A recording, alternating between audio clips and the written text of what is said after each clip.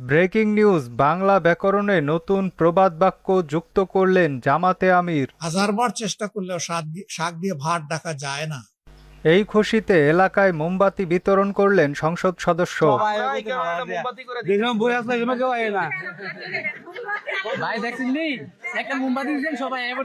দেশে জ্বালানির সর্বোচ্চ মজুত থাকা সত্ত্বেও কিছু লোক হুদাই তেলের পাম্পে যেয়ে সিরিয়াল ধরছে। এবং তারা সকলেই কিন্তু পেট্রোল এবং অকটেনের জন্য সারিবদ্ধভাবে দাঁড়িয়ে রয়েছেন। দীর্ঘ সময় ধরে কিন্তু অনেকেই দাঁড়িয়ে রয়েছেন। লাঙ্গের আশা কইরা তার ভাতারের ভাত চাঙ্গে, বিস্তারিত জানাচ্ছেন তরুণী নিজেই। কেন আমার সাথে এই সম্পর্কে জড়াইছে, কেন আমার এই বিয়ের প্রলোভন দেখাইছে, আমার এত সুন্দর সংসার হাইঙ্গা দিছে।